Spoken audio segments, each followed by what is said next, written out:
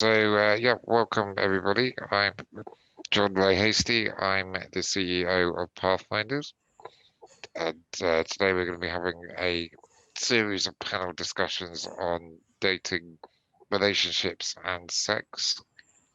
So, just to let you know, there's been a few last minute changes. Unfortunately, Sanjeev, who was hosting the event, is not well, so he can't make it today.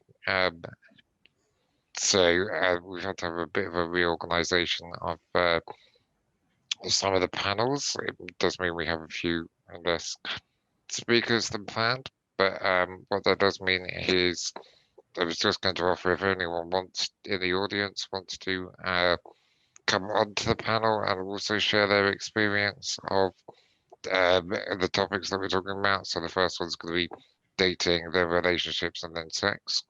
Then please feel free just to drop a message in the chat, and then we'll promote you to a panelist, and you can join us. So we're going to keep it quite relaxed format today. So it really is just those of us with lived experience, sharing our experience and answering questions. So yeah, please do feel free to put any questions in the Q&A section or within the chat. Just a bit of an introduction to Pathfinders. So yeah, Pathfinders provides advice, information, and advocacy to people with muscle weakening conditions. So in particular, we develop kind of advice resources and provide information. And we can also help people one-to-one with any issues that they might have. And we're soon going to be expanding our advice and advice resources and blogs. So if that's something you want to get involved with helping us to do, we are going to be offering some paid freelance roles in the future, so do get in touch. So for this session, we're going to be talking frankly and openly about all the subjects, so dating, relationships, and sex. So if that's not what you're here for, or you don't want to have the frank discussion, then you may want to leave. But yeah, hopefully everybody is here for the same reason. And we take a sex positive approach. So sex isn't something to be hidden away or to be ashamed about. We want to talk about it as a natural part of the human experience. We're doing this as a webinar just because we know some people may not necessarily be kind of comfortable like publicly taking part in this, and we wanted people to be able to drop in and out and to stay anonymous if they wanted to. That means that that's why you can't see everyone that's here as an attendee. But as I said, if you do want to come up front and kind of share your own experience, do let me know. Otherwise, use the Q&A function, and we'll try to get to all of the questions that we have. But yeah, if we don't, then we'll try to answer them after the session, just because we need to make sure we have enough time to discuss all the topics. So we're going to be talking about dating for the first part of this session. Right, so let's start with a question, maybe in terms of dates, and just to hear from the panelists, what is your best location for a date and why? So, Vicky, would you like to? Actually, we should do introductions, shouldn't we? So, Vicky, do you want to introduce yourself first? Hiya, I'm Vicky. I'm 42. I worked as a beauty ambassador and also I'm a charity trustee for Pathfinders. I live in East Sussex with my assistant Stock McLaren. That's me. I'm currently single. Great, thanks, Vicky. Charlie, do you want to introduce yourself? Yeah. So my name's Charlie. I'm 34. I live in Stoke. I've been in a relationship for 9 years, and we're getting married in October, which will be on our 10-year anniversary. So I haven't been in the dating game for a long time, and I imagine it's changed since I was on the market. So I don't know. I just think casual drinks, food. That was the kind of thing that I did. And going towards this like my condition. So I've got Becker muscular dystrophy. So I'm still able to walk. Still quite mobile. So obviously 10 years ago when I was going out meeting people, unless people ever asked me, said, "Oh, why are you walking slightly differently or anything?" I tended not to mention it. Now, if God forbid I was single again, I think times have moved on where people are quite happy to be more open about disabilities and stuff. So I think the situation now would be completely different. I think I'd probably tell people straight away and see what their reaction was. Mm. Great, yeah, thanks, Charlie. And I introduced myself as CEO Pathfinders, but yeah, otherwise I'm John, and I'm married to Tomas, and we've been married for gosh, now I really putting on the spot, almost 3 years. And yeah, before that I was single for about 13 years, so I have had quite a bit of experience of dating back then. But yeah, I thankfully hadn't needed to for the last few years. Um, okay, that's great. So, Vicky, do you want to share what's your ideal location for a date?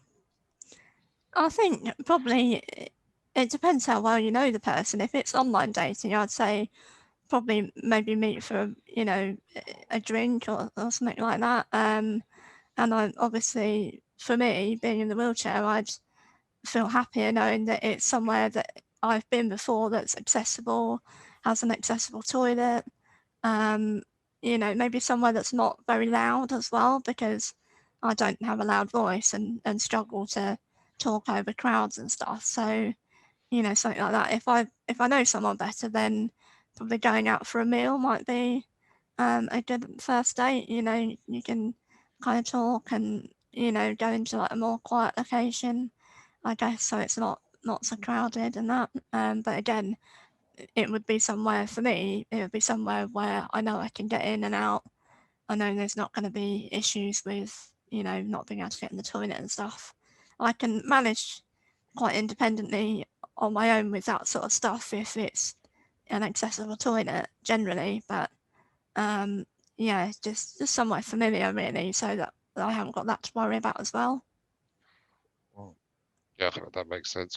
And yeah, I think I'd agree in terms of you had to think about somewhere that's quiet enough that you can actually be heard. Because yeah, if there's loud music and that in the background, then it can that puts a rather bit of a damper on the date. I think I like to maybe go like in the afternoon to like a bar or just somewhere where we could kind of have a drink. I just had I guess in the past I've tried to kind of like minimize how much PA intervention I need when I'm on a date, because I don't want my PA keep interrupting me every few minutes if I was dating someone. So I had to think about, like as you say, think about the location, make sure it's accessible.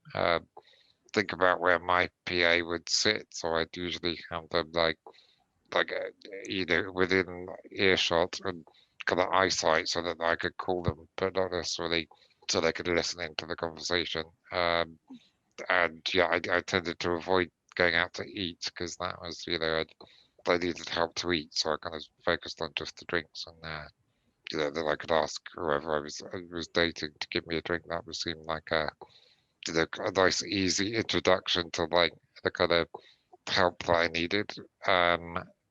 But yeah, I think just generally somewhere that you can talk and get to know the person is probably the most important thing for me, really. Yeah.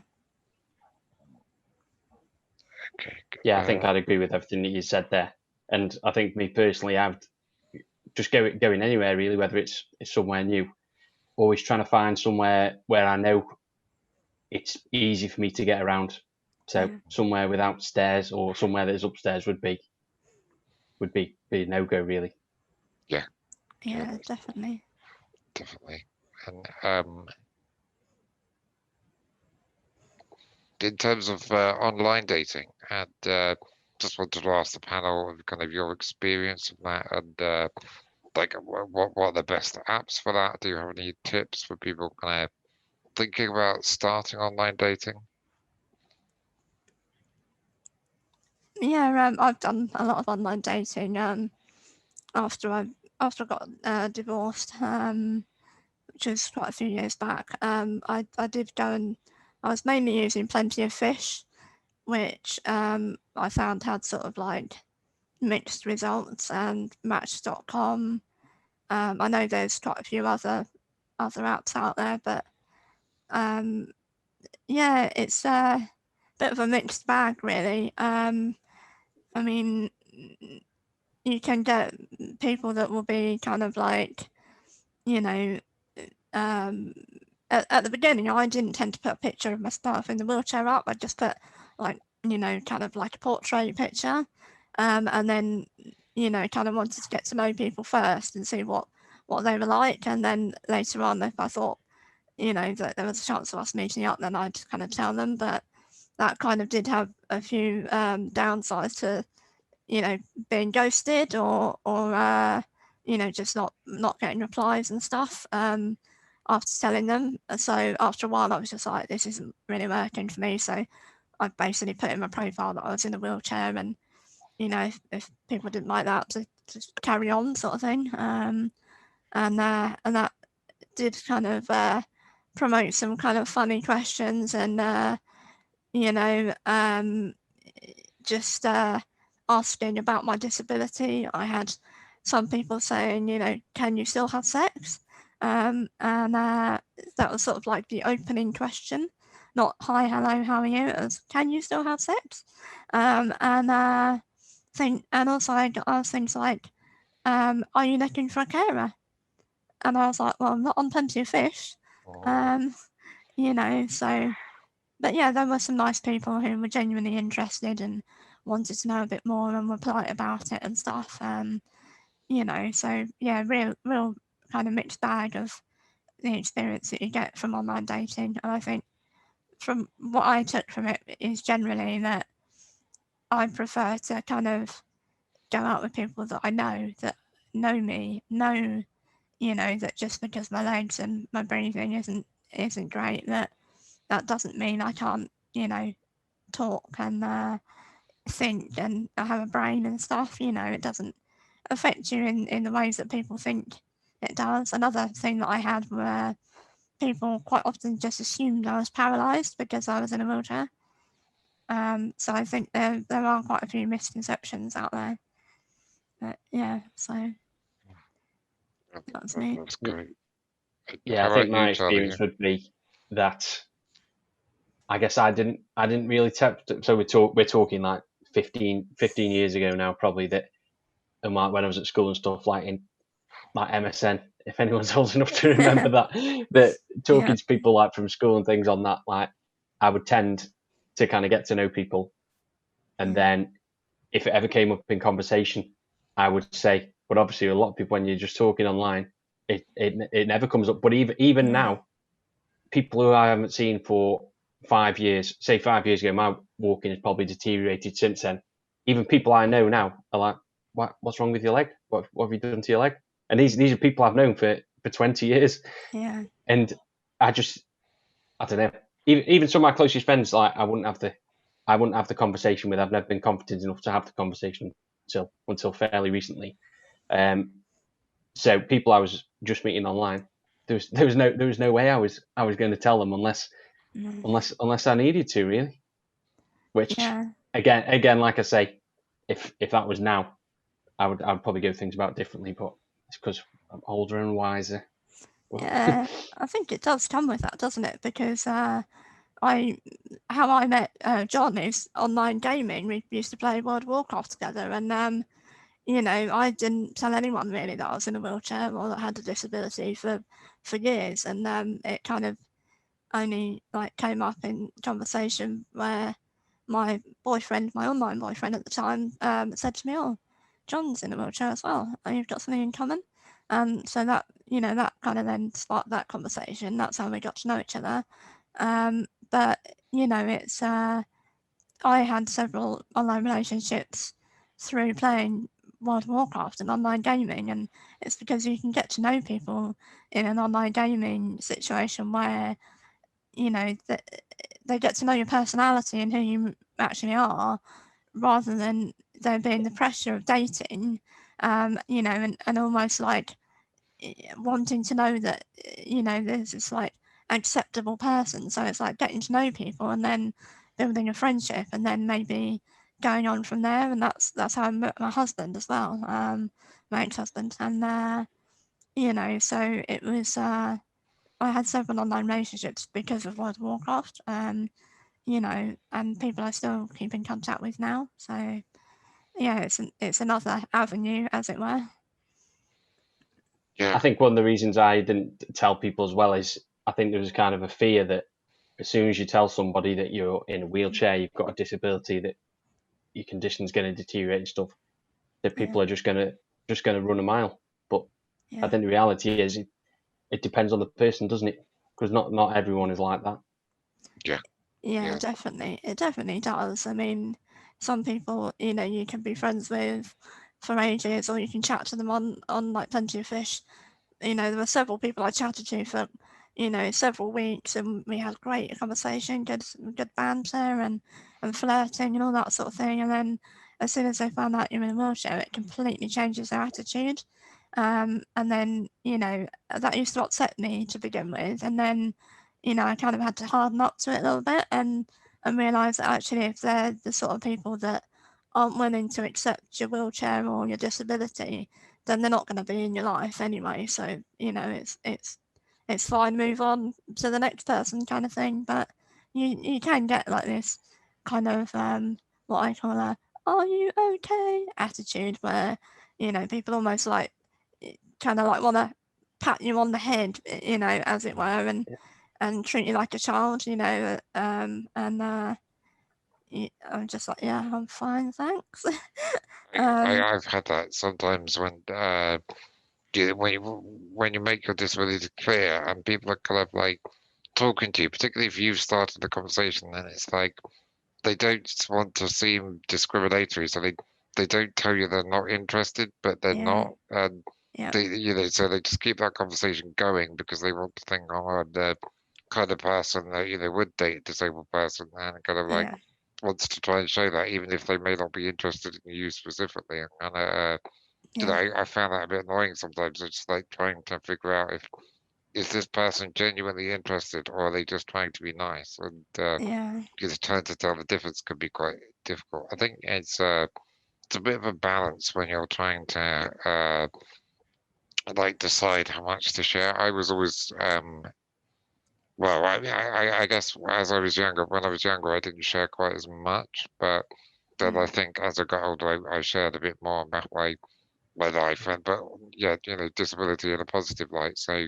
talking about being a disabled person, but also talking about kind of, how that influenced my life and what I did. That was kind of positive about that. But I think even then, I don't necessarily like share everything all at once. Because it's like, I think there's a balance between like sharing the basic information, but also, there's some things that you are entitled to keep to yourself until you know someone a bit better, and also like you don't want to overwhelm someone with like all the information kind of all at once. That's just a bit too much to kind of process. So sometimes I think you need to think about what's appropriate to share. But yeah, I tend to share quite a lot. Like in the later years of the dating because I was just fed up with, as you say, having conversations with them. When the disability comes clear, you realise that the person kind of isn't quite as accepting, isn't kind of the person that you thought they were. Yeah.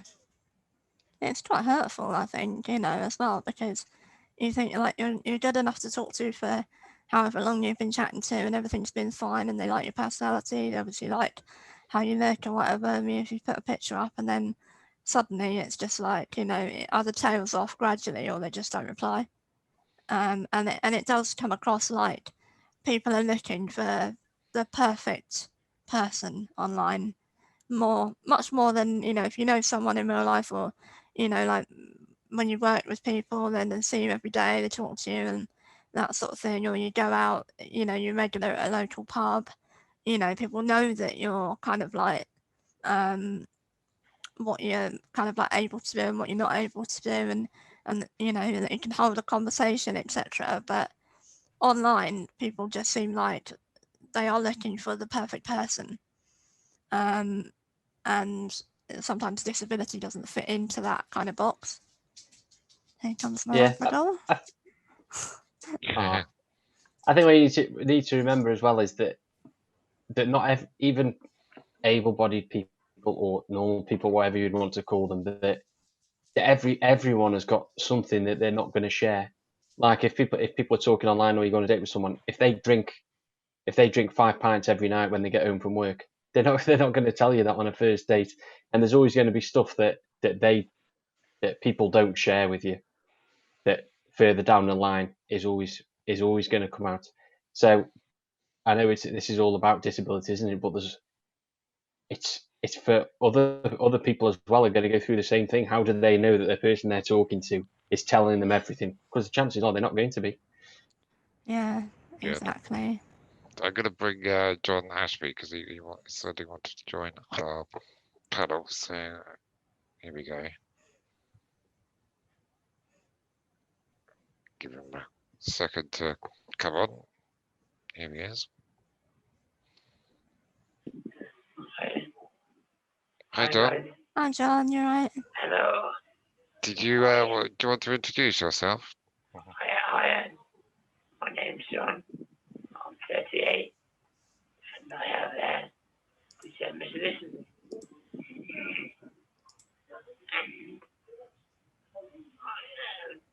I just wanted to say about the online dating that you were talking about,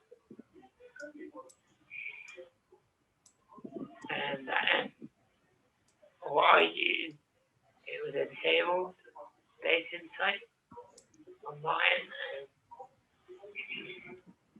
and it was quite successful. That I was actually found a date on there, but we managed to meet up, and we were getting on, like talking on a message together, getting on really fine, and then we eventually arranged to meet up, and well,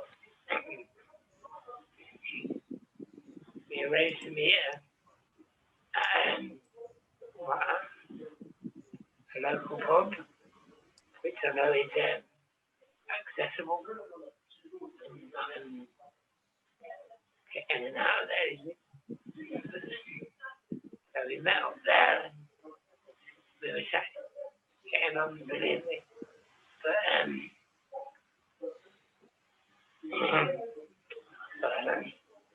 not sounding right though.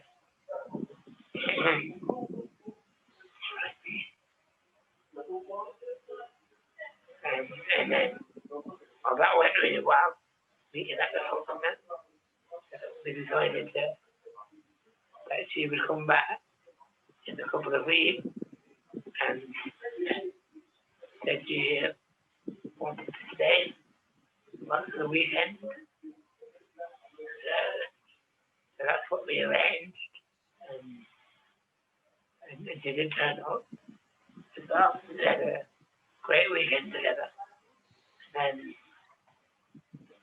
shortly after that, she rang me to say that she wasn't interested anymore because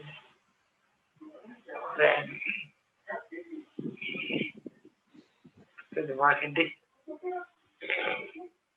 Because I was going to die anyway, according to her father. So that's what ended that relationship, basically.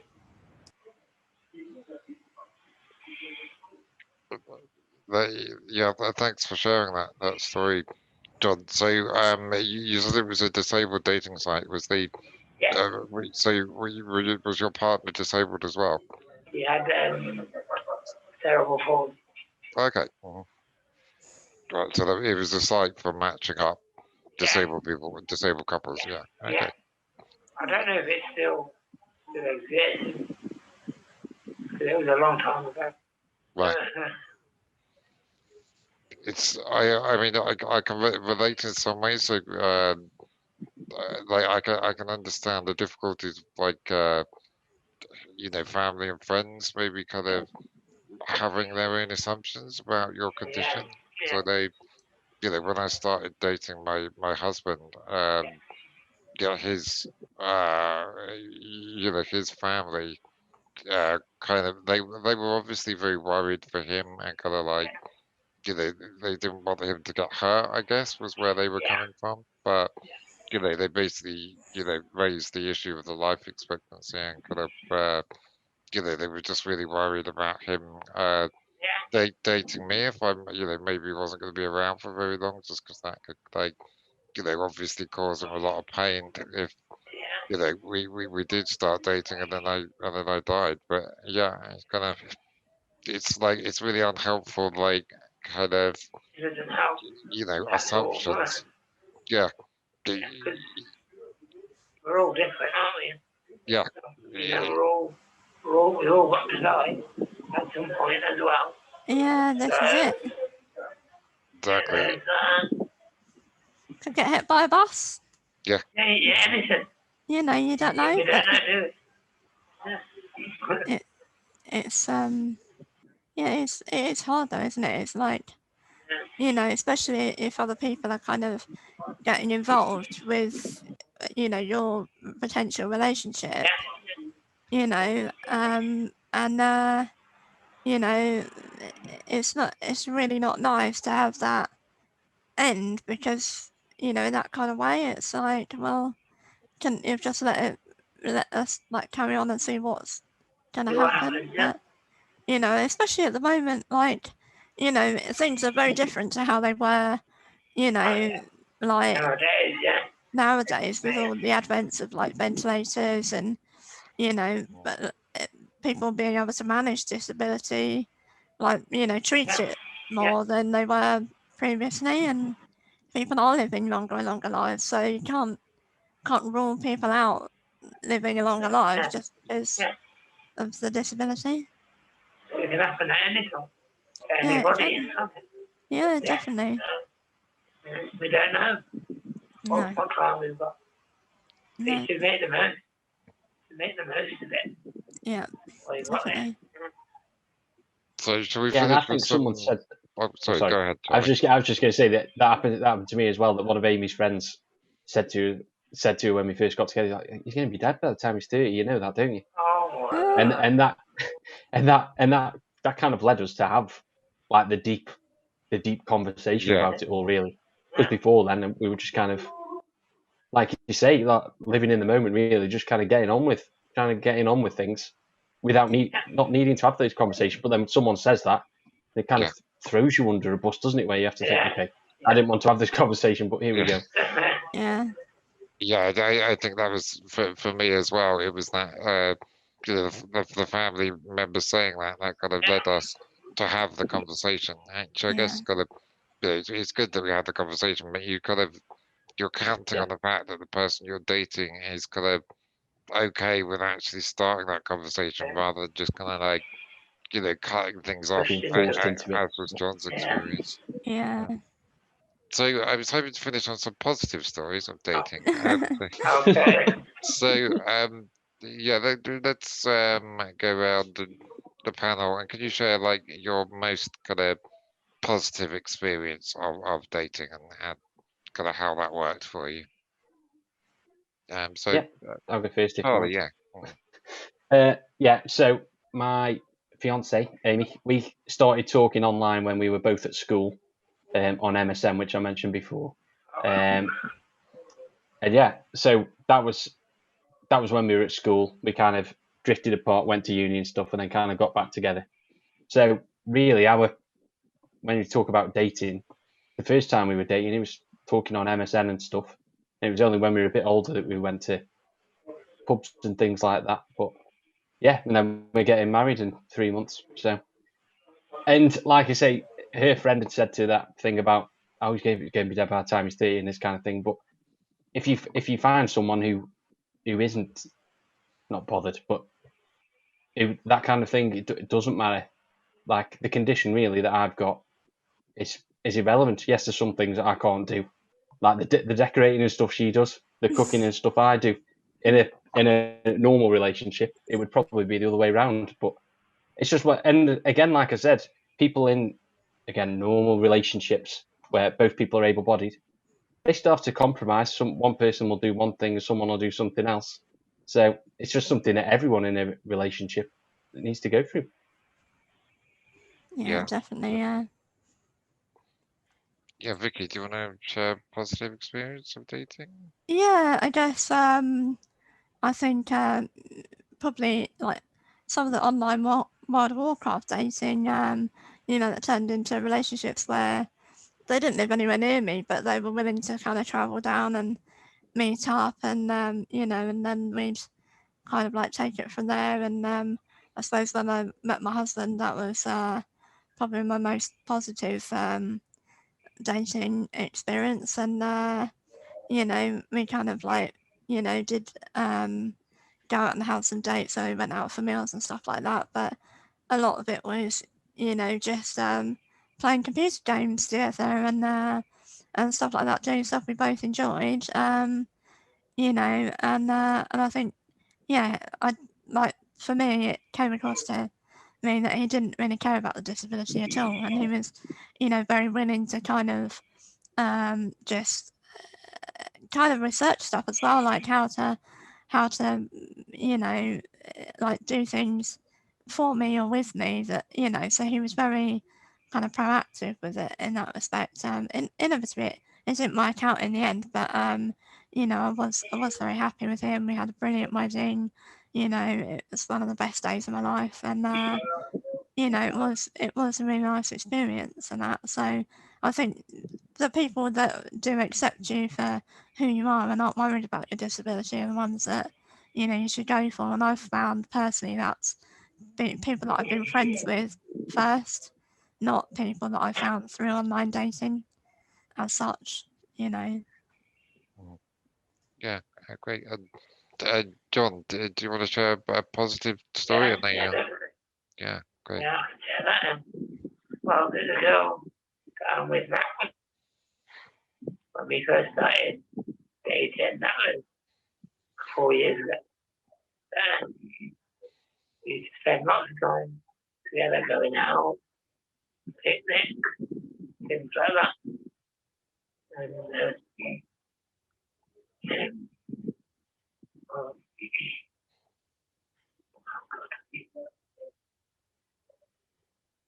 and well, before lockdown, we used to see each other like every day.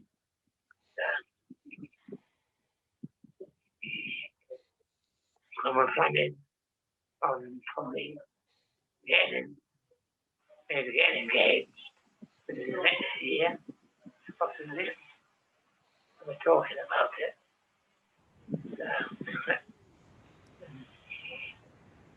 She has a terrible holiday as well, but only a mile form of it. She's still more quite well. But Wow. she really makes me happy, and I'll make her happy. It's the main thing, isn't it? Great. Well, good luck. And I just, I'll share my own positive story. I think I had like a lot of time on and off online dating. I don't think I had that really kind of positive experiences, but you only need one. So I did have someone who actually kind of contacted me actually, and just started the conversation up, and yeah, we started chatting. And previously, I kind of said I'm only going to chat to people local to me because I don't want to start a long distance relationship. And but yeah, this he lived in Sweden at the time. He was studying, and I think I'd just come to the opinion that I was willing to like just chat and talk to people, even if they weren't local, and even if I didn't necessarily think a relationship was going to happen. So just we were chatting for quite a while, and then we arranged for him to fly over from Sweden and visit me. Took a bit of time. It kind of took it down the first time, which was quite understandable because traveling to another country to see someone you've only talked to online is pretty daunting. But we eventually kind of like worked it out and kind of I think the more we got to know each other, the more he was willing to kind of like give that a shot, take the chance, and yeah, he came over, and then we just saw each other regularly, and when he finished studying, he moved over here, and then we got married. So yeah, that that went really well, and that was through OK Cupid, I think. Great. Okay, so we'll move on to the relationships discussion. So John, you're sticking around. Charlie, do you want to join us for that? Yeah, you can do. I guess most of the things that I've said in the first bit are probably a lot of them are kind of fit across both about the relationships and so yeah, I can stay on. Cool. Well, feel free to chip in as and when. And how about you, Vicky? Are you staying for this session? I'll be back in 2 minutes. I just want to check on the dog. Okay. It's suspiciously quiet. Back in a minute. So I'm going to bring on some of the other panelists who joining us for this session. So we've got Kath and Ryan.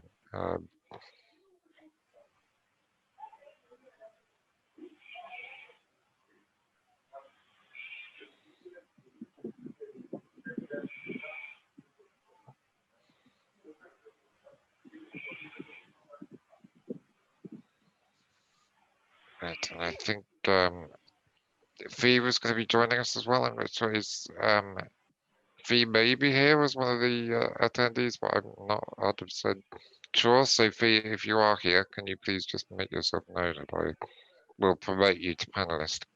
If you could just put a message in the chat or something. Right. Just going to bring in Ryan.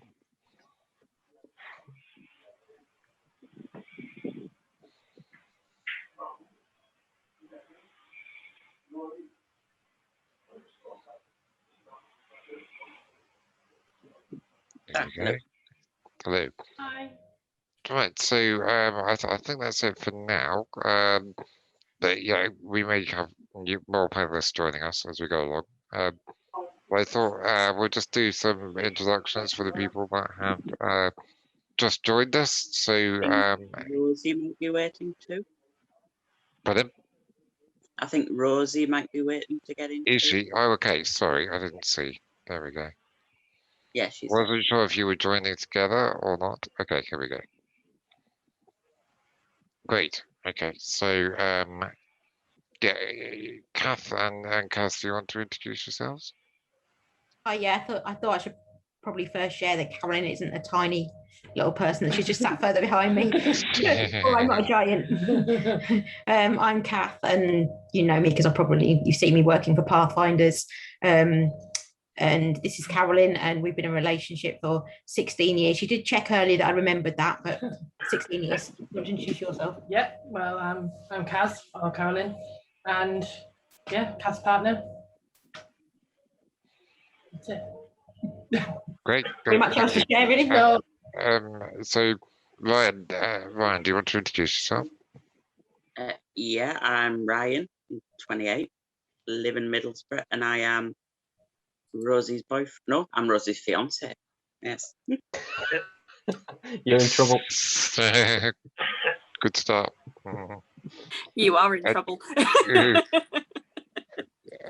Rosie, over to you. I'm Rosie. I'm 23 years old. I nearly forgot that as well. I'm Ryan's fiance, and I live in Norwich. Great. Thank you very much for joining us. So, yeah, we want to just go around to start with something hopefully not too tricky for everyone, and just want to ask, what is the best memory with your partner? So, Who would like to kick us off with that?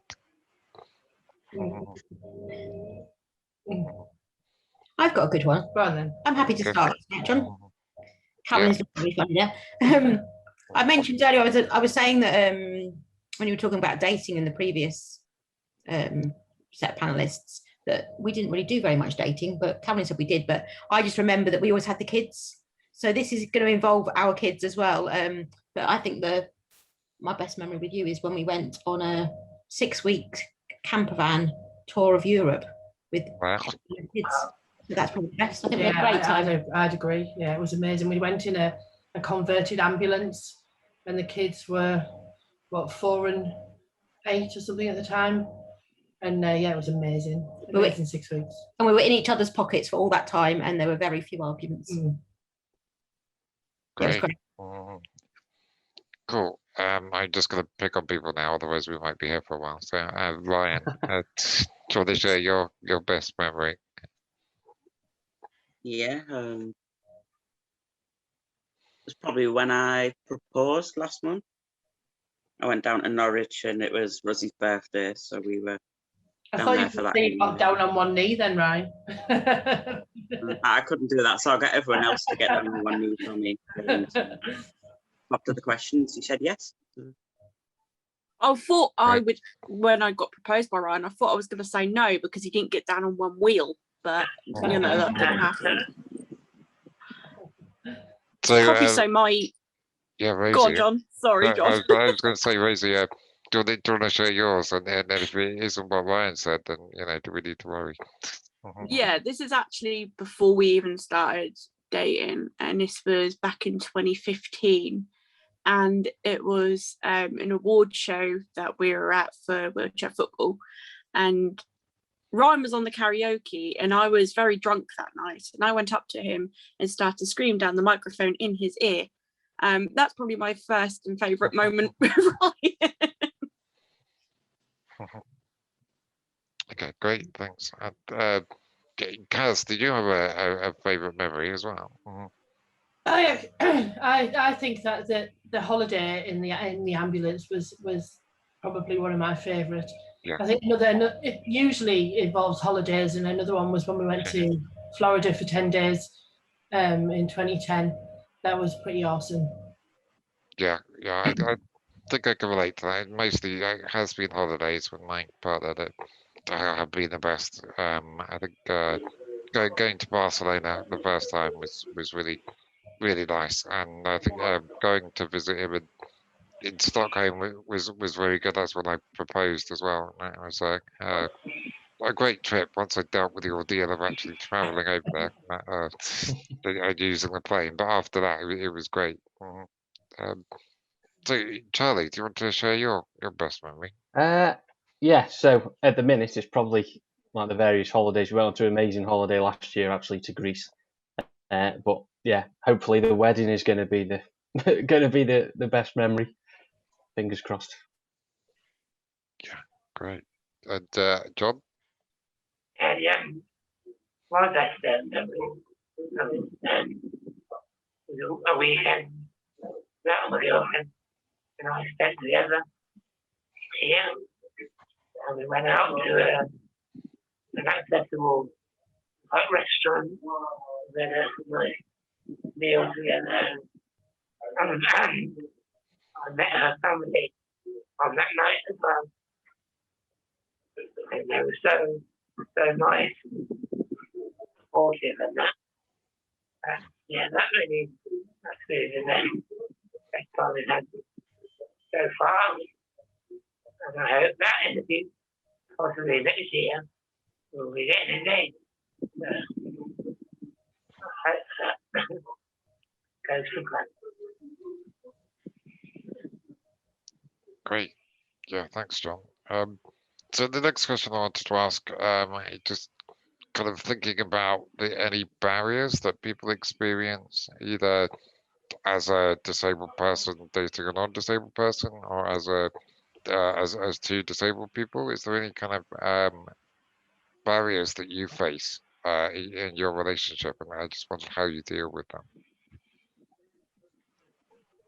I would say with mine and Ryan's relationship, because we are in a long distance relationship, and because also we've had COVID as well, it's been quite difficult. But for us, a big barrier is being able to see each other, which is, obviously you want to see your other half, but you also need to take into account when you're long distance, can you get the carers to be with you for that amount of time?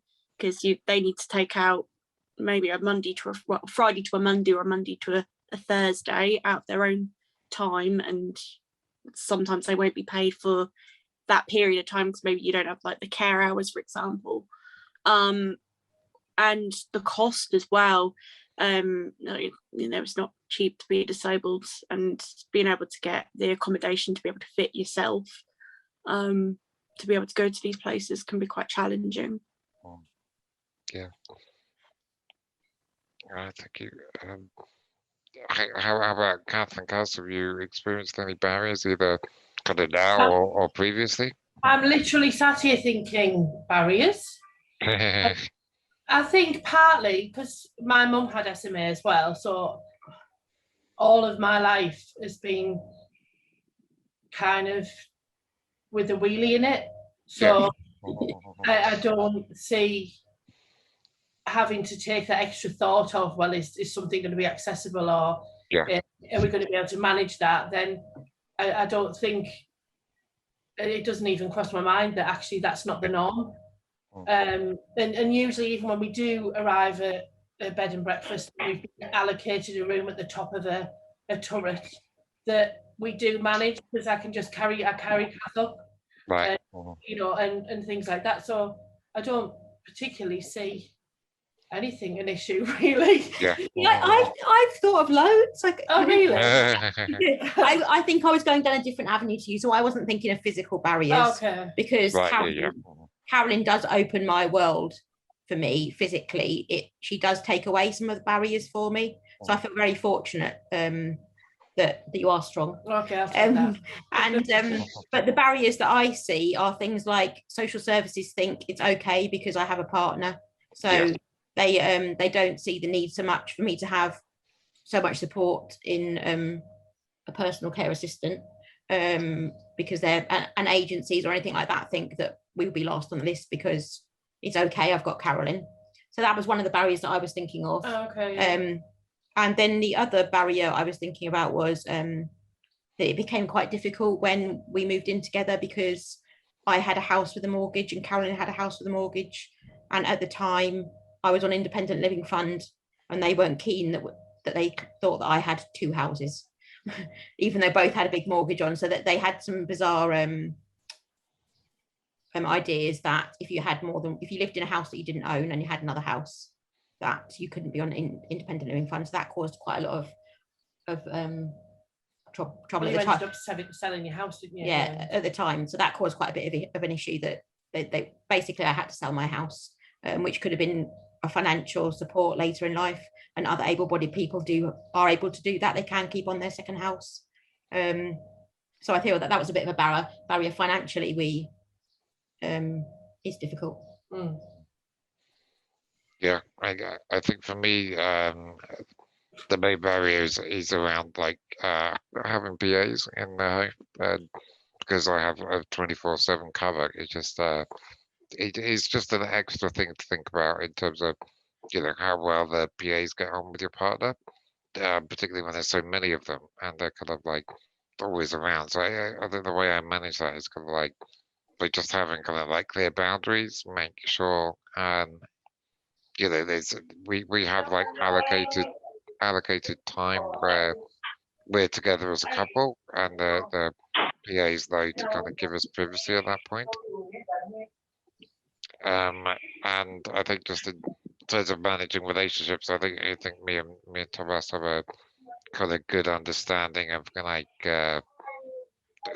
he knows he won't always get on with every PA, but like that's okay, and he knows that kind of like it's not always easy to find the perfect PA who kind of ticks all the boxes. So that he understands that sometimes he may need to compromise a little, but also equally, like if he has a major problem with a PA, then I will factor that in when I'm thinking about whether they're or not they're working out as well. I won't, I don't just prioritize my own interest.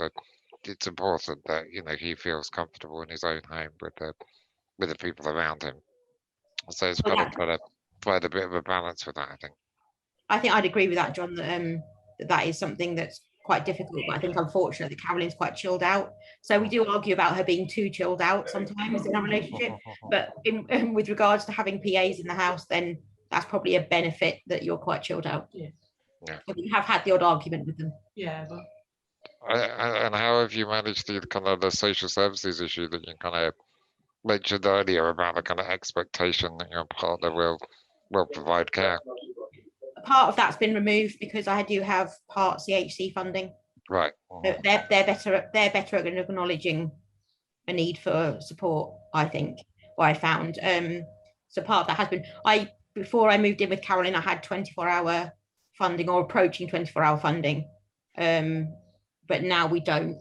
We're managing, but my only concern is that what happens when Caroline can't, or when you're not here, or I mean, one of the things I find is that the carers, I mean, one of yours you've had for a long time, and she's not so bad, but often the carers will ring in sick and think, oh, well, it doesn't really matter because Kaz is there anyway. Wow. And that gets a little bit frustrating at times. But I think that we mostly manage it, don't we? Yeah, and we've got I'm prepared to then loosen up what activities are planned for the day and be a bit more relaxed about what happens. So I might not get dressed, for example. I might just stay in my pajamas, or have a PJ day, or I might not do the cooking I'd planned to do, or we've been a bit flexible with realizing that if Caroline's having to do something because a PA is not in, that I have to be flexible and reduce what I'm going to be doing that day. If it's possible to do that, obviously. Yeah. You can't not have a bath, for example. Yeah, I agree with you. I have CHC, continuing healthcare funding, and I find they're relatively okay. They haven't really pushed the issue or kind of asked about my partner, but I've made sure that when I ever have like care assessments, that my partner isn't there, and we've agreed that he won't provide my care, and I just gotta, that's what I tell the assessors, that we've agreed that he won't provide any care, and it's basically they have no way to challenge that because they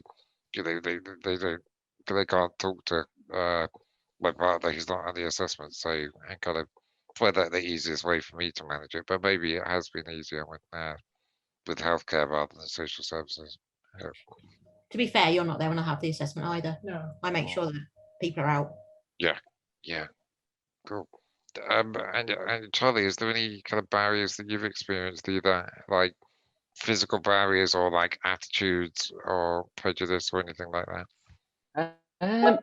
So I think we're quite lucky that we've got similar hobbies and things like that. So at the start of our relationship, I don't think there was really any barriers. But obviously, the older I get and the deterioration in my condition, like going to gigs and stuff now, a lot of places are really good, like music festivals and stuff, have like viewing platforms and seats so you can sit down rather than me having to stand up all day. And actually, a lot of these places will give you a free carers ticket if you contact the venue. If you're going to go to theatre, music festivals, anything, just email them, and more than likely they'll give you a spare ticket if you need someone to go there with you. Because that would be a barrier. If that wasn't the case, that probably would be a barrier that we couldn't go to the things that we wanted. But yeah, I don't. And maybe when you were saying before about like financial stuff, I pay money so I've got a reliable automatic car, going to the gym and stuff to try and kind of keep as much strength as I can. So I've got personal independence payments that help with that. So I would advise everybody to go through the process of trying to get that. And mine was turned down at first, but if you get a letter from a physio doctor, chances are it'll be overturned on appeal. So I'd recommend that everybody does that. But yeah, physical barriers. So we've recently moved into a bungalow in February from another house. The only barrier with that, I guess, is that this just more expensive than Knowles House because the plot of land that they're on. And this is a conversation for another chat, I guess. But with regards to housing, trying to find a bungalow that is on a level that is level or not up a load of steps was absolutely unbelievable. Trying to find one. So we've got one now that it was the best one that we saw. There's still a couple of steps everywhere, but some of the ones we went to see, like I just wouldn't have been able to get into the garden or even going into the house. They were at the top of like steep drive and things. So yeah, I realise that I'm extremely lucky. Is that we don't really face that many barriers in our relationship. So I'm very grateful for that. Great, thank you. John, did you anything you wanted to add? Yeah, I just had we just had stairs and like silly comments, really. That's the sort of barrier that me and my girlfriend have faced before in the past. Because we're both like disabled, and we always get like funny stares and snidey comments from passers-by. You know, when you're out in public. That's basically. Wow. Great, thanks, John. We had a question for the audience. I wonder, maybe Rosie and Ryan, if you want to comment on that as just some advice for kind of long distance relationships.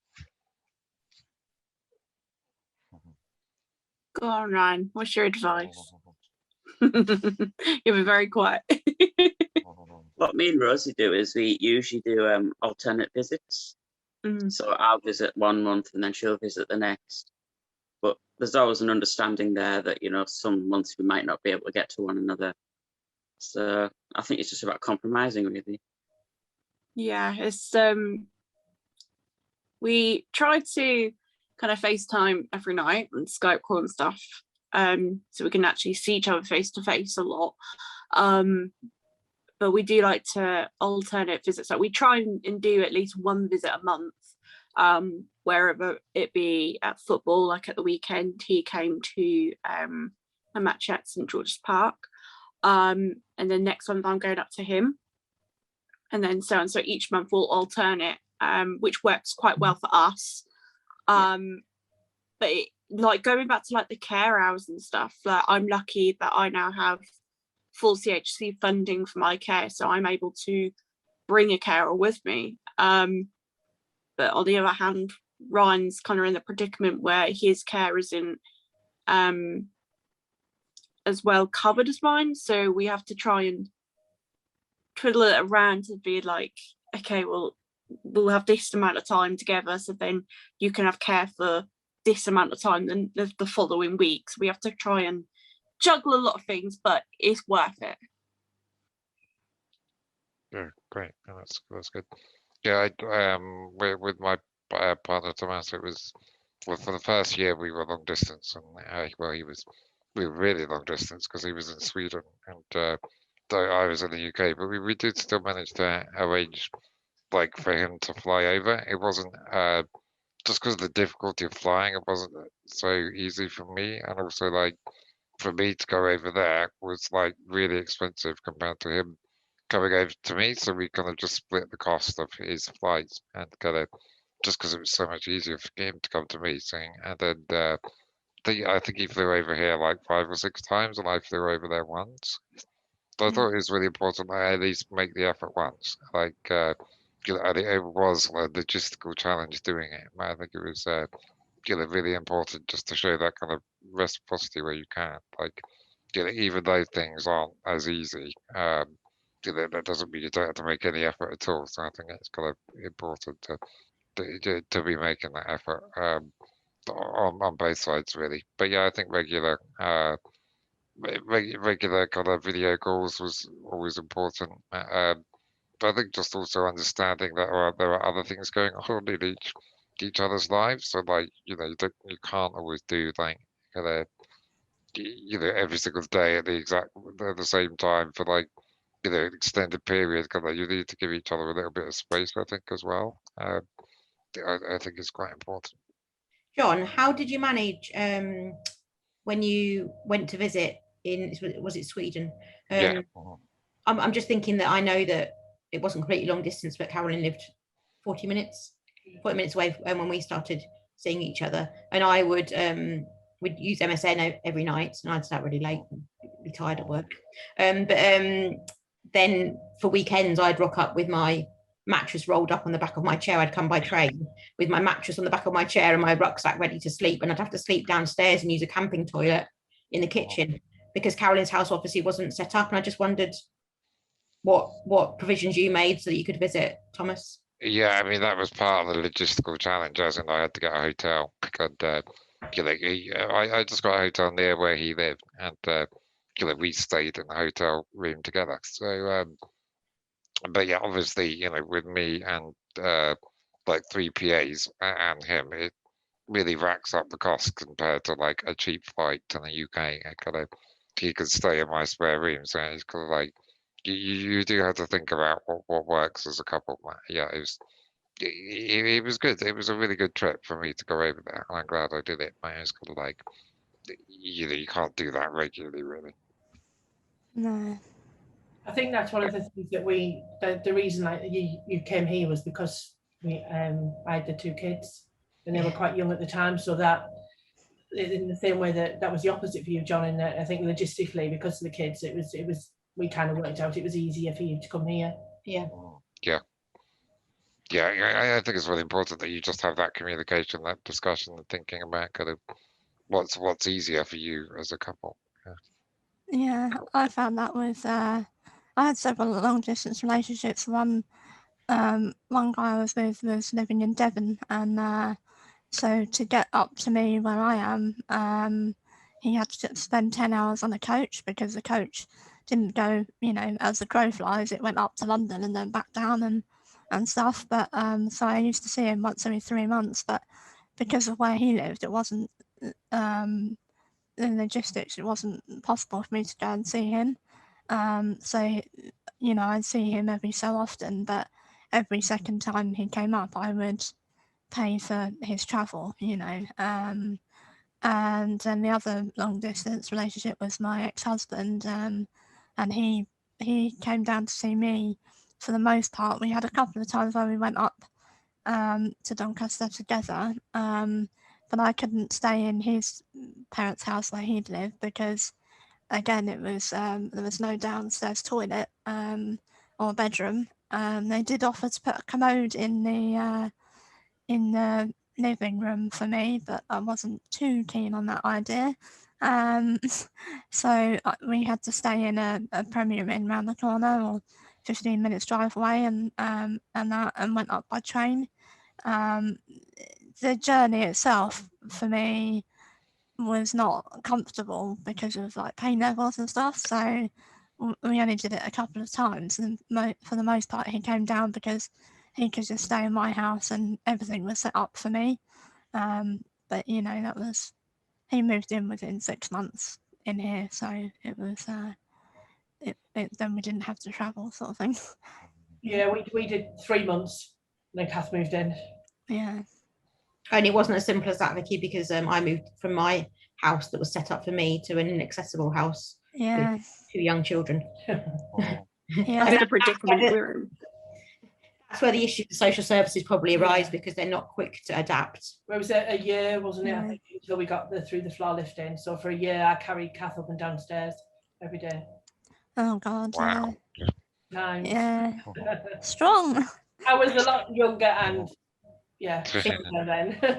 I think that the fact that you're willing to do that, though, and able to do that, I mean, I've been in a lot of relationships where people either haven't been strong enough to lift me, or they complain about doing it, kind of thing, or I have had people carry me up the stairs before now, but I felt that it was very, very sort of near the mark as to whether I was going to end up back down the bottom of the stairs, in one piece, or a few drinks beforehand with fire taken in. But I think I've been very lucky, Vicky. I think that, as Carolyn said at the beginning, that her upbringing was with her mum, and she didn't view that as being a barrier or anything negative about having a mum that had a physical disability. So I think that really helped in our relationship. Yeah, I think that's a thing But- generally though, isn't it, with people, you know, that if they know people that are disabled, or, you know, they've been around people that are disabled from a young age, then it's more just normal to them I was to, just gonna say, this is completely the norm. yeah, And I think my life would feel weird if it was any different, to be fair. yeah, yeah. I've got a question for Ryan and Rosie, if that's okay. I just wondered whether you've I'm thinking about things like buses where only one wheelchair user is allowed. Are there situations where you found it difficult because you're both wheelchair users? Yes. There was a time where we were going to go down to London for just like a long weekend break. And we wanted to do the what's it called? The thing that goes from the O2 into like London, the sky cart things. Oh yeah. Why would We you wanted to do it. Yeah. Like we wanted to do that, but there's only one like space for one wheelchair at a time. So it was just like, what's the point of doing it, you know, if you both can't do it? But they don't think, like, when they think of a disabled person being in a relationship, I feel like they always think of the person who they're going to be in a relationship with is going to be an able-bodied person, and that two people who have or in wheelchairs or have physical disabilities can't be together. So there's some kind of like weird kind of stigmatism and like kind of norm there that two disabled people can't go out together and can't be together and do things together, which is really annoying. So we're looking at things like trying to do things a bit more, like we want to go on holidays and stuff, and you know, accessible taxis and things like that are a bit of a pain. So we are looking into things, but yeah. Yeah, it's hard, isn't it? I mean, even when we went up to the Warner Brothers Harry Potter thing, they have like these. John and I went up there, and they have these accessible buses, and we were sort of like, "Are you going to go on first, or shall I?"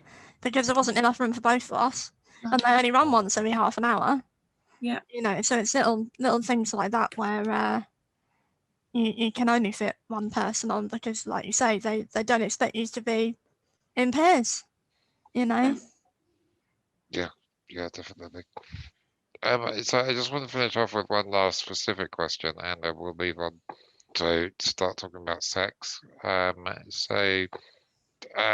particularly this is aimed at people who've been in a relationship for a while. Do you have any tips for keeping the romance alive in a long-term relationship?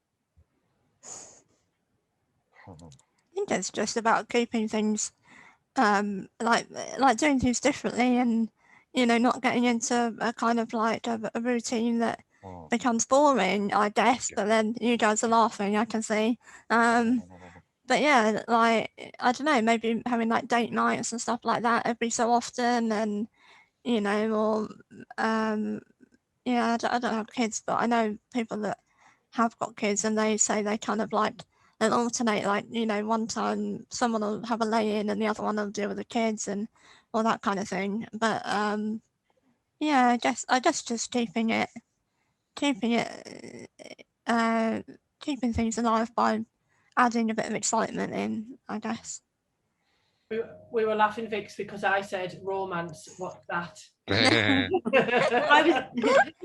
I was going to say that ask us again in 5 years, because the kids have just become adults, are independent, you know, have their own independent lives. So yeah, ask me again in 5 years' time, we might be able to tell you them. But you're obviously doing something right, because you've been together for years. So. Oh yeah, that doesn't mean we don't. There's not been a rocky patches, has there? No, you know, absolutely not. don't think there hasn't, because I don't think anybody's relationship is that perfect, is it? But yes, I suppose we have common interests. Yeah. So we like doing things together. There's lots of things that we both would pick to do. So we don't tend to do many things differently, do we? No. There's not many things that we do on our own because we have common interests. So I suppose that would be what I would say we do.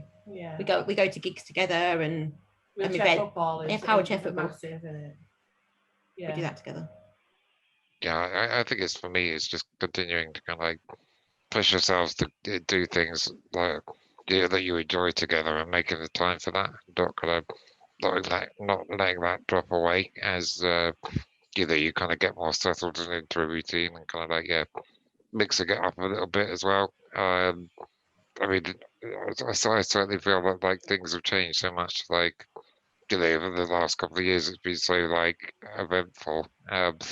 So things are always changing. So it's we haven't really got into a routine. But I think one thing, as kind of lockdown ended, just starting to try and do stuff together again, and not get too stuck just because it was kind of comfortable to stay at home. But obviously, we have to be careful at the moment, and it's tricky trying to get that balance between staying safe but trying to do fun things together as well. I think we were talking about this the other day, weren't we? We were talking about making time for each other's own interests and whether or not we should be doing things separately. And I think we concluded, but we like doing the same things, so we want to do it together. We want to enjoy it with each other. So yeah, I think it probably just happens naturally. That doesn't really answer the question, sorry. I think communication is important as well in the relationship. Keep it going and having fun together and making time for each other. Like Cass said, make time for each other and communicate. Really. Yeah, definitely, John. Yeah, I think that's important. Doing things you enjoy together. Fun, definitely. Yeah. Communication, definitely. Although you all know Kath really well, and I have to put a hand up if I want to speak, because getting a word in edgeways sometimes is quite tricky. I was going to say that I forgot what I was going to say now. It'll come to me later. Humour's important, I think. That just highlights that. Yeah.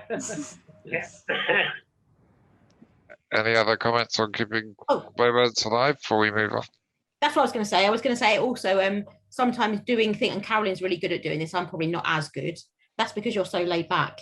But doing things that your partner likes to do, even if you don't like to. Yeah. Maybe going to watch a film at the cinema that's not your sort of film, but they, that they like it. Or going drinking, even if you don't really feel like it, because your partner wants to go, enjoys a drink at the pub, or to do it to pushing yourself to do things that your partner likes or enjoys. Yeah, I had to go and watch Ariana Grande once. That's the worst thing I've had to do. And I bet you enjoyed it a bit more than you thought you would. It was all right. I think for us is making sure that you do have that separate time away from your carers and stuff. So having that time together on your own, because it's a relationship between you two, not you two and other people. Whereas, obviously me and Ryan are kind of accommodating of each other's carers because we're both kind of in that norm of having them around all the time. But making sure you do have that alone time together is really important to make sure, you two keep, your flame alive. Yeah. Great. Okay. Thanks, everyone. Thanks to all the panelists for your thoughts on relationships. So we're going to be moving on to talk about sex next. What we're going to be doing is kind of taking questions rather than talking about personal experiences on this topic, and just kind of a bit more of a agony aunt type section of this, and just giving some advice, tips to people. So all of the panelists here are welcome to stay if you wish, but also it's fine to duck out there and let the other panelists come on. So yeah, I'll duck out and you can unleash Reese on the attendees. Where's that disclaimer? Yes. I'm gonna duck out too as well. Thank you for having me, and I'll see you all soon. Bye. Thank you. Bye. So looks like everyone else is feeling brave. Yeah, you can take me off if you want. That's fine. Yeah, sorry. Sure. I'll lurk. Okay, I just need to. Oh yeah, okay. Yeah, you can remove me too. Change role. Yeah, okay. I will do. Thank you. Okay, and I shall bring on Reese. I'll praise it. Mhm. I'll praise it. Mhm. Stick with it, John. So yeah, no X-rated content, please, No, Reese. no, no, definitely not. Try not Um, to.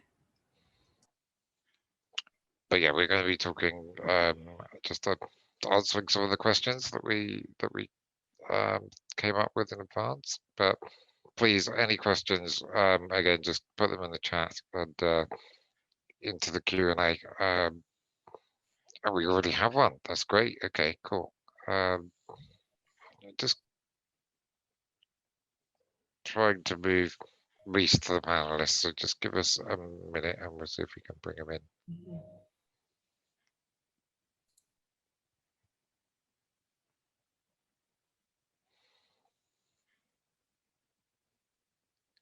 We can maybe start with the first question, which is sex required to maintain a healthy relationship? Who would like to? Would anyone like to dip into that question? Don't mind, yeah, I can answer Yeah, that. go for it. I think it depends on both people really. If you know, if you liked partaking in a healthy sex life, then yes. But I do think you kind of need to be matched on that, because if you're with someone that has a very high sex drive, being with someone else that doesn't, then that can be an issue. But there are things that you know you can do rather than, you know, if you can't like manage to have full on sex because of your disability and stuff, then there are lots of other things that you can do. You know, and I think the reason I find it is important is that it brings you closer together. You know, and that closeness is what helps really. But that's just my opinion, really. I'd agree that I think it completely depends on on your partner and yourself really. It depends how important that is to you, and I guess that's something that you kind of discuss and communicate as a couple. Certainly for me, I feel like it is for for me to be happy in the relationship. Sex is something that needs to be part of it. It doesn't. That can take many different forms though, and yeah, it doesn't have to be in a certain way, but it's just having that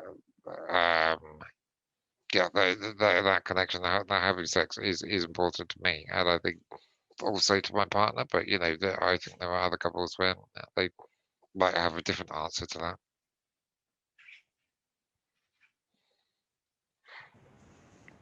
It's very much personal choice, isn't it? You know, I mean, if people are happy, you know, just to have a companionable relationship, and you know, and you know, I think also it depends on age as well.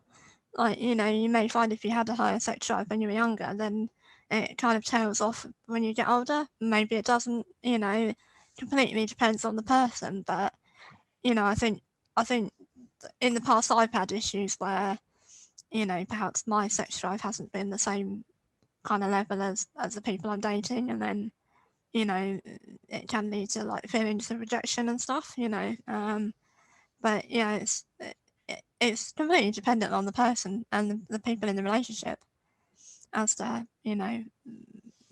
whether you have a healthy sex drive or not. Yeah, definitely. Okay, great, thank you. And the other panelists, please do feel free to just join as you wish, or like raise your hand if you want to say something. Okay, there we go. Oh, there we go, Reese. Yes. Cool. So let's take the next question, which is particularly as you're just starting kind of dating someone, how and when do you bring up the topic of having sex with your partner? Any advice on that question? Do I really go first? Yeah, go for it. But usually I find, right, when you speak to others with disabilities, usually the sex question always comes up first. It's usually, how do you have sex? Can you have sex? Yeah. I've had For that. me in particular, I think I didn't ask the question until kind of a long time in. But I do generally think it's something that's always going to need to be asked, I think. Yeah, I think if it's important to you, then it's important to have that kind of discussion quite early on, really. Yeah. And you're just kind of, having, I guess, showing that you're interested in that, and that is important to you. It is quite important. In terms of how you kind of bring that up,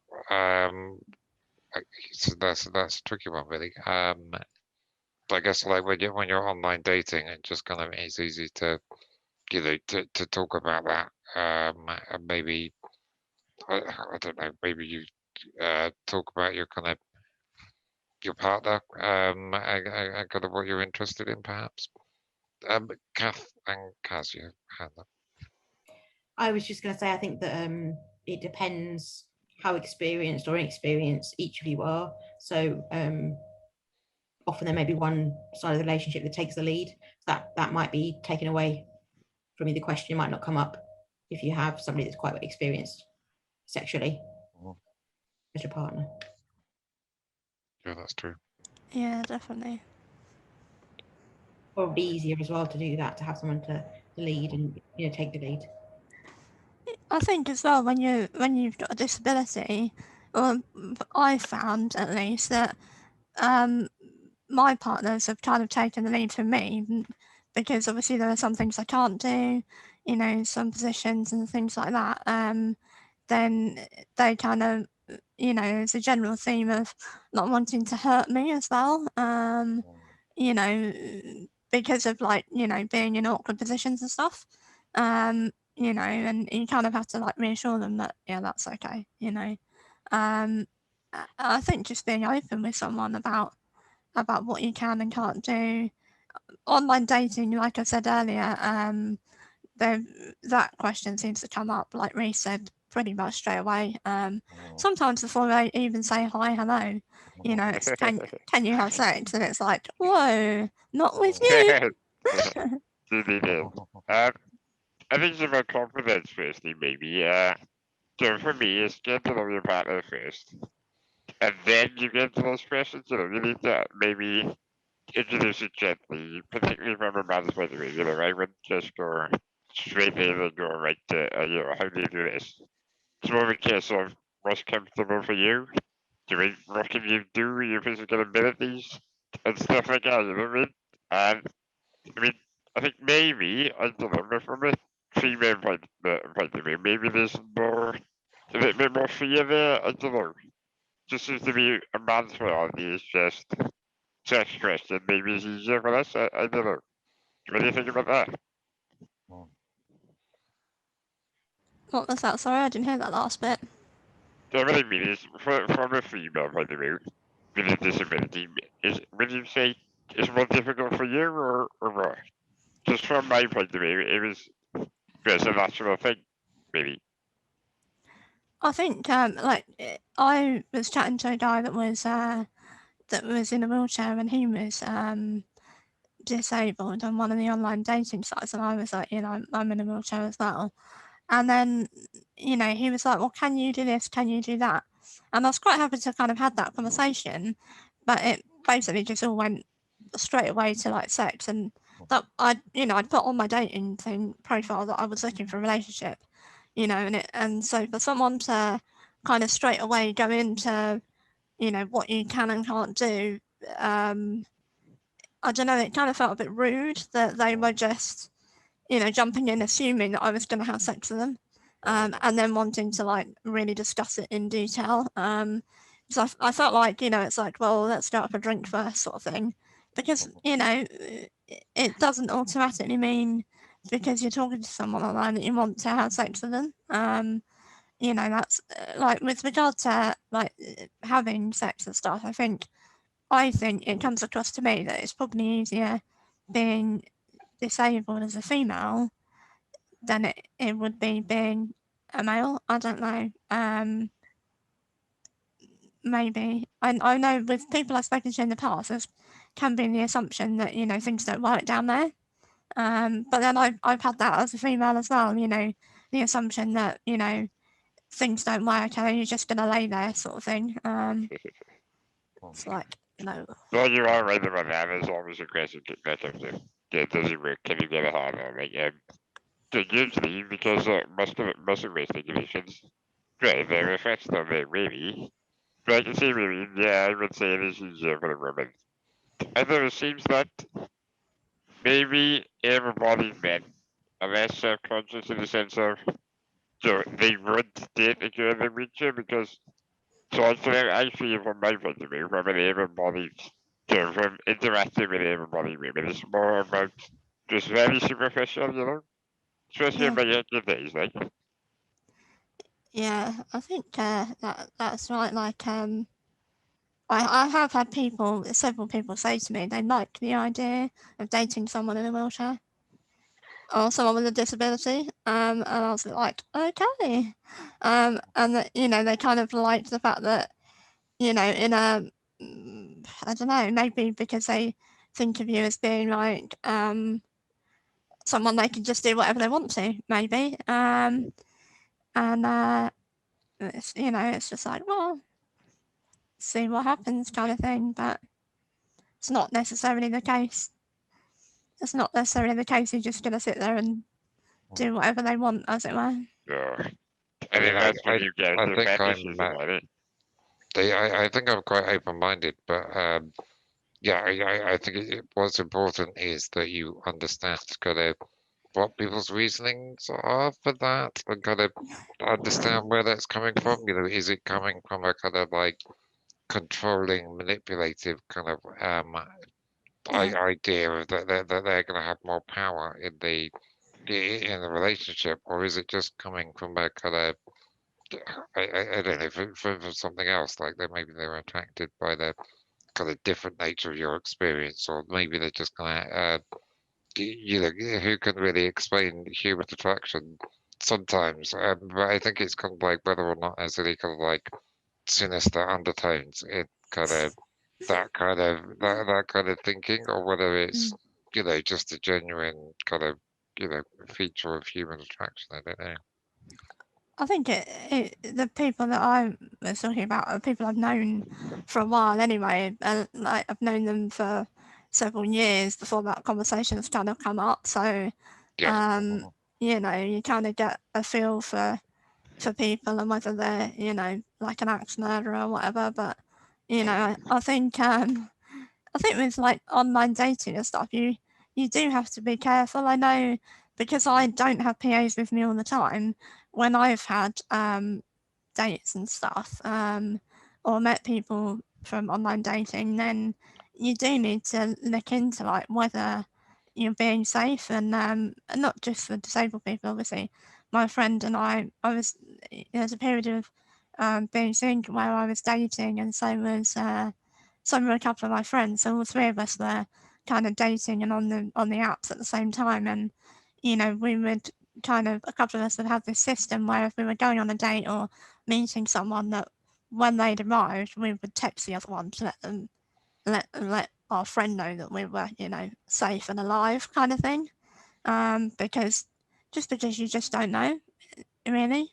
And it does leave you kind of feeling a bit vulnerable if you've got someone, you know, that you're meeting up with that you don't know. But yeah, that's just another aspect of it, I guess. Be careful, people.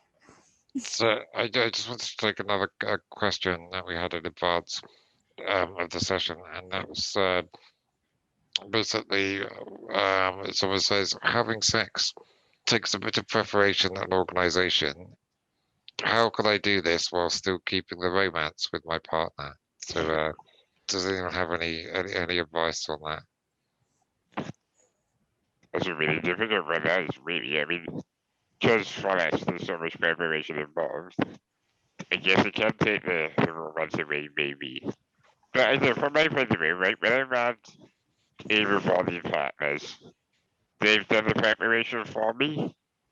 So I think maybe that is a way of perhaps keeping the romance there, because if your partner is preparing you for sex, there's a natural progression then, isn't it?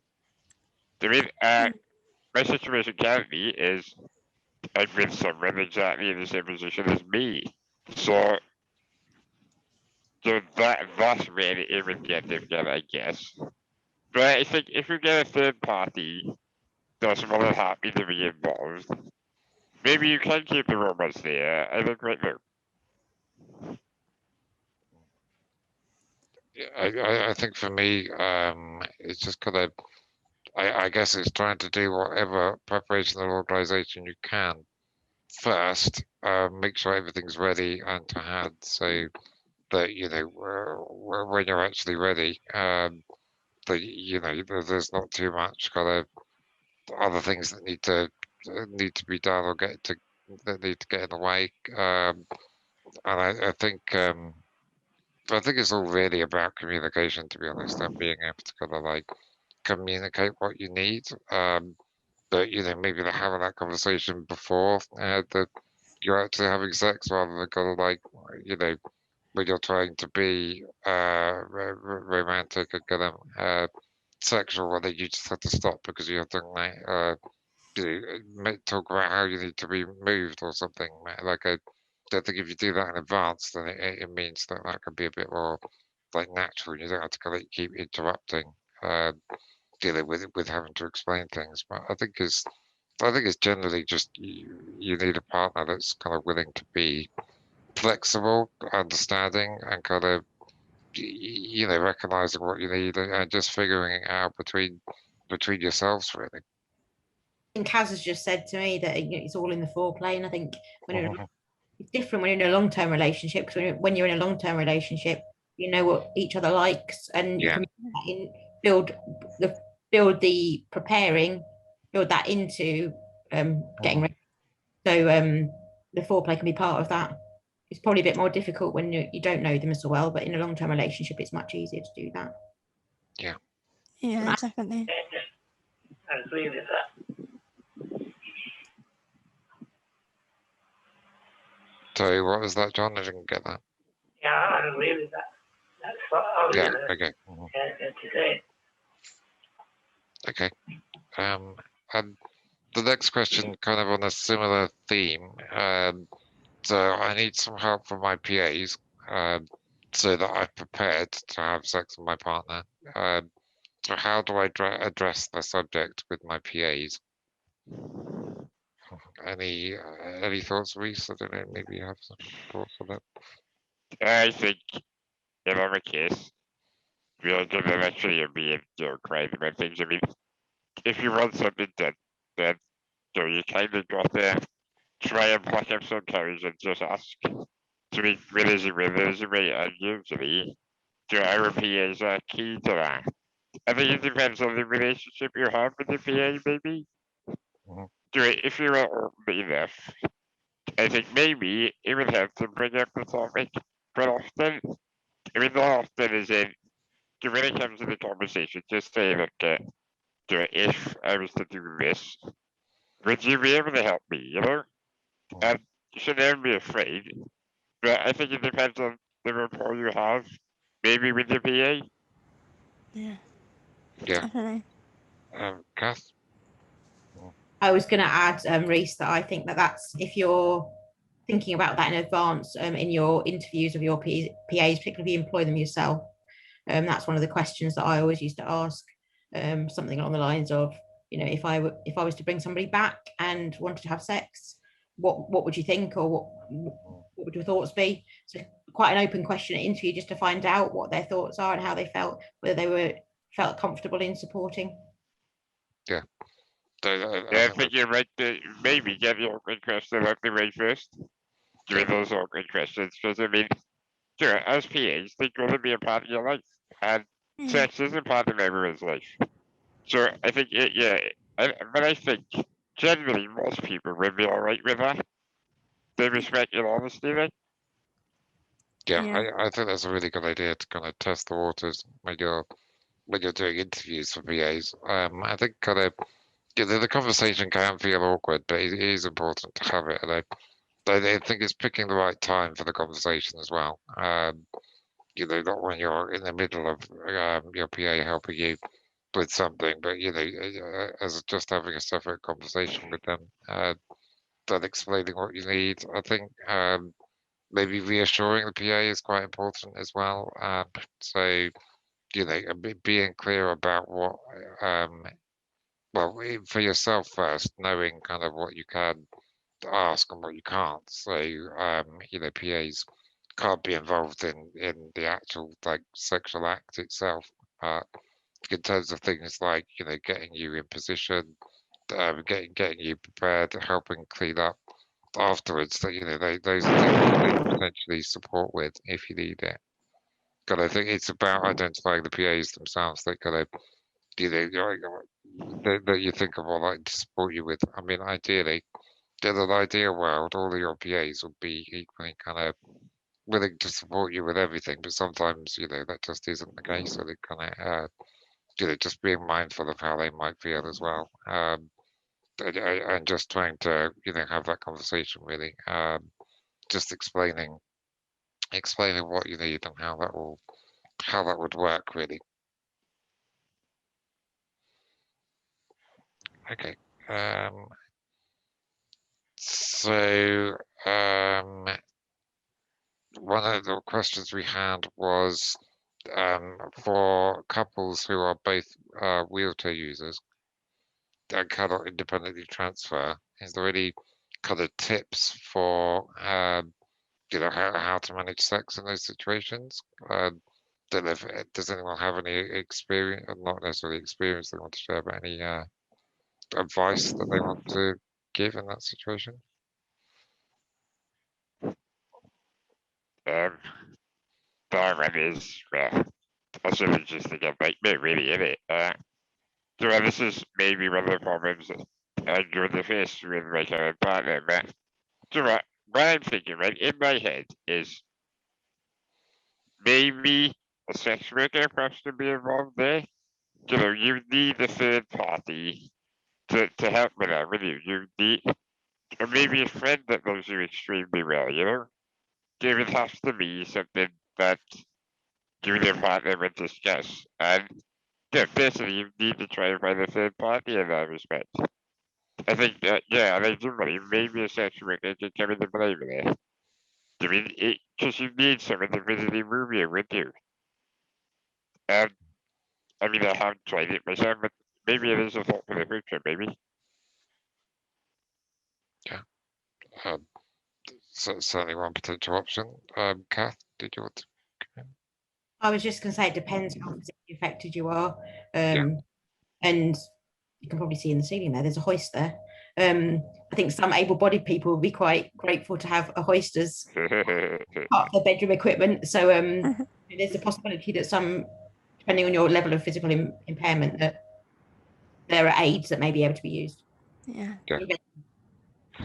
Definitely, yeah. I was going to say the same. It's, maybe you don't always need to be, transferred into bed or whatever. There can be other ways to do things, in other positions and other things that you can do. Just give you as much enjoyment as both being in bed or whatever. Yeah, I think what I would say is there's no like one correct way to have sexual activity as a couple. Like all those, it's about finding the way that works for you. As a couple, like identifying what you can manage to do in like each individually and like together. And it depends on I guess on your own impairments for that as well. But I think there's a lot of equipment that can make things easier. Particularly in terms of sex toys, the kind of vibrators that might be able to be used. I think. Yeah.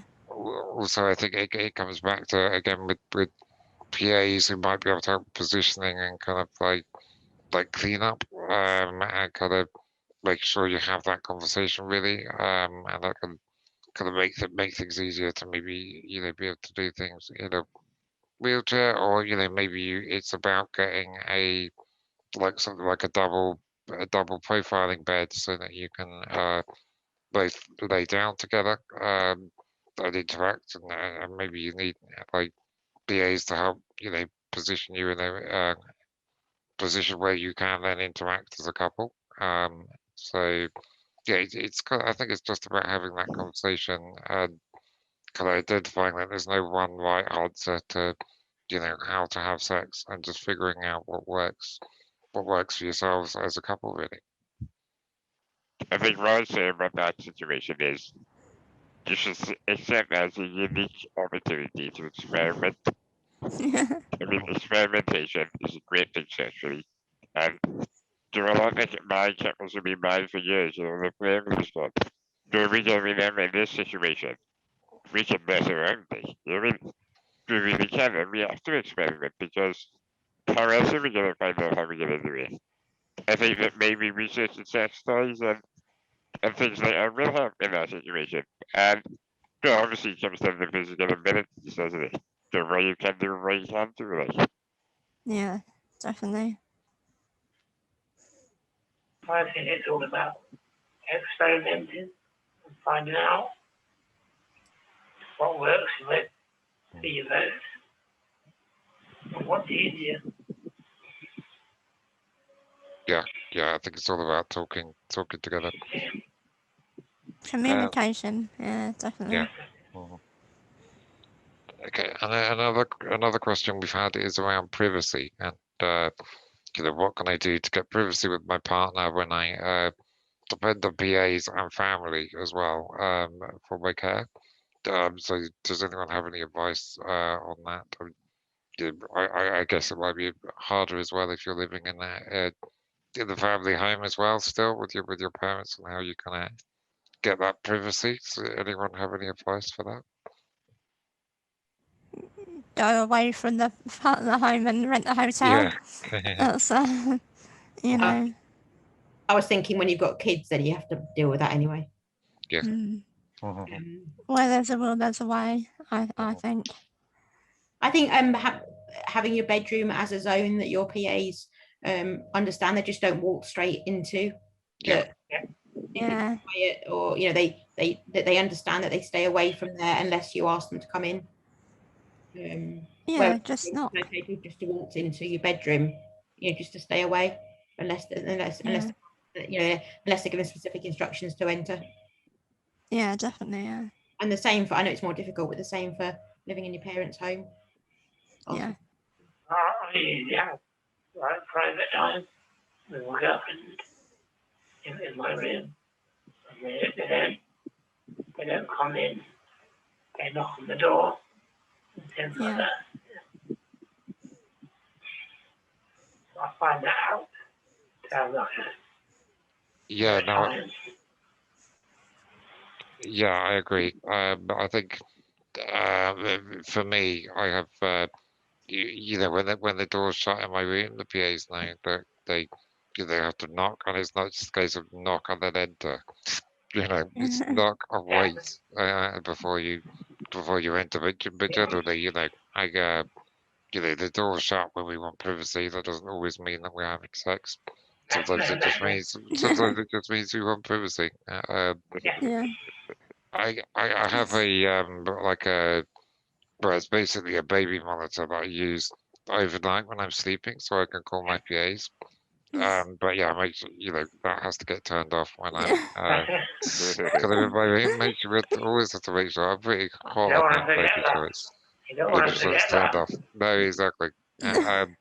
But I also have the Amazon Echo, so yeah, I can even when I turn off the monitor, then I can drop in on the other room, or I can do an announcement, and so even though I don't have that permanent connection, I can still call the PAs, when I need them to come in and do something for me. But yeah, generally it's an understanding, and it does every time you get a new PA, and that's something you've got to have that conversation. You've got to make clear to people kind of what they can do.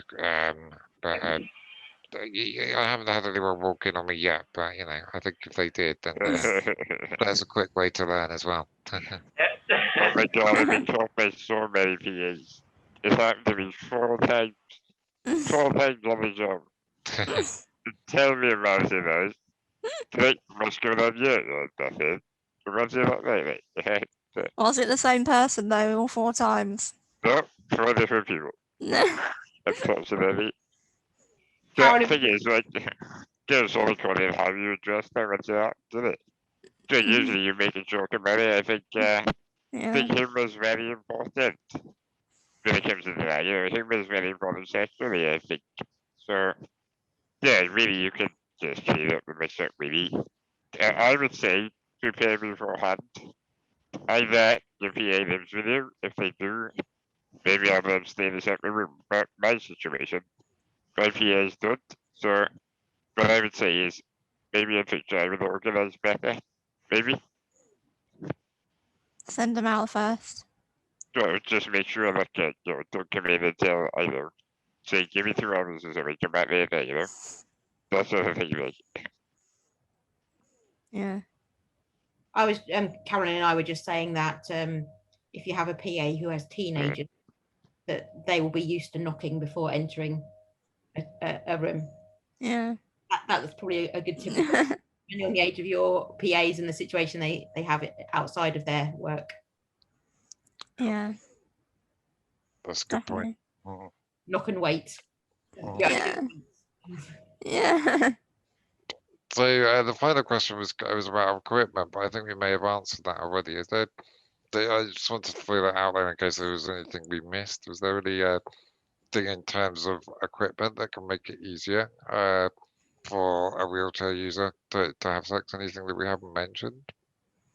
There are different things out there, like kind of things that you can like sit on and stuff, and obviously like the hoist or swings and stuff like that. Yeah, and then toys, I guess. I was thinking of remote control sex toys, Vicky. Yeah. And it's quite easy to adapt. I'm They've not used them long time as well. I'm not sure whether anybody's been asked to adapt it with a switch, Oh, yeah. but maybe Pathfinders could find out about that. But if you use them with your phone, you can probably. I know that some people, their wheelchairs attached to their phone, don't they? So maybe that's an option anyway. I think sometimes you have to be a bit creative as well, because like you can get things sex toys for men that kind of like vibrators slash masturbators, but they can like you need to find a way to kind of like secure them in place. Which may depend on your hand strength, but I think you can find creative solutions like kind of finding getting a non-slip mat or something that could go on that. I'm just thinking like if you've got like sliding sheets or something underneath you, you're designed to be slippy, so you might need to think creatively about kind of how to use the different toys. But there's also like electrical stimulation stuff that might some people that work for some people. That's another thing that can be kind of considered definitely. But yeah, if you need help kind of like setting those up, then it's really important to have someone who's really understanding and kind of that can help you do that, and also having very clear boundaries as to kind of what's okay and what isn't okay, based on what we said before about what's allowed. I was thinking particularly, John, about how those sort of devices can assist somebody with physical impairments to help pleasure their partner. Yeah. So all on them. The remote devices can be used by somebody with a physical disability for their partner. Yeah. I think that's forgotten sometimes. I think there are some of the sex toys that are for couples as well that can pleasure both you and your partner. Yeah. I think we were hoping to have I guess speaker for this bit to talk about the different sex toy options. We were hoping we can maybe get them to record a video that we can put out later. I think there were some toys, particularly from Hot Octopus, that were going to be talked about and mentioned. I think there's a website. I think it's called Spokes, SPOKZ. Yep. And I think they also have a range of different kind of equipment and sex toys as well. I think Anne Summers as well. If you go in there and just want to talk to the people that work there, they're quite happy to discuss options and what's available. Okay, great. Yeah. To other shops as well, not just that brand. Cool. Well, I think we managed to cover quite a few issues without like being too awkward or embarrassing ourselves. So I think I think we did well. Are there any final thoughts for advice or tips for people thinking about kind of like starting relationships or anything? Any final profound words that anyone wants to share? I would just say, remember your self-worth. Don't kind of think no one's going to be with me because I'm disabled. Because that's kind of crossed through my mind in the past when I was younger. No one will want me because I'm disabled, but actually that's not been the case at all. And obviously look at all the people here that are in relationships and stuff and making it work. So, don't give up hope that it won't ever happen, because it will. I was going to echo that, Vic, and say that there's someone for everyone. But do remember that sometimes you might have to compromise, and you, to live with somebody, particularly in a long-term relationship, it's really hard to get on with somebody 24 hours a day. So you might have to make compromises. Yeah. Yeah, that's what I would say is be patient, believe in yourself, and know someday you will. And again, there people see the evidence of it. I would say to my younger self to be patient. Because in my younger days in school, I did believe that it was never going to happen. But literally just never stop talking. Don't touch yourself. Believe yourself, and you know it will happen someday. Just be patient. Yeah, definitely. And have fun. Have fun. Yeah. Yeah, Do it yourself. Good tip. Yeah.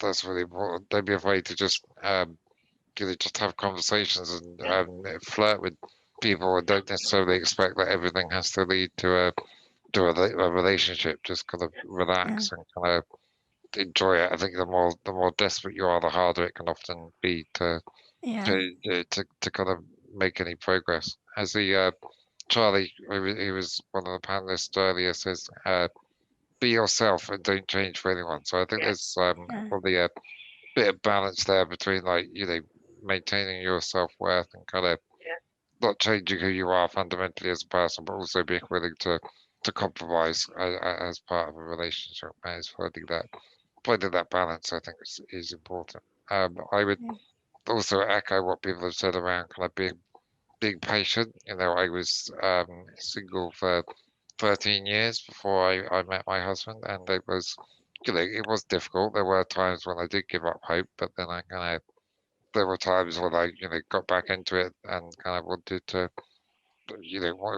keep going and looking, and it just kind of it did take forever, and it was demoralizing at times, but I did find someone, and it did work out well for me. So I think it's just kind of being patient, being aware that it might take a while, but the only way you're going to find someone is by allowing, opening yourself up to that possibility, really, and kind of talking to people and being prepared just to see where things lead, really. So it's worth the wait. Yeah, definitely. Great. So I think that brings us to the end of this event. I just want to give a massive thank you to all of our panelists in all of the sections. I think we've had some really good discussions and explored some really, really useful topics. And any questions that people have they think of after the event, please send them to us at Pathfinders either on our social media, or you can email us at info@pathfindersalliance.org.uk, and we will do our best to give some advice and information.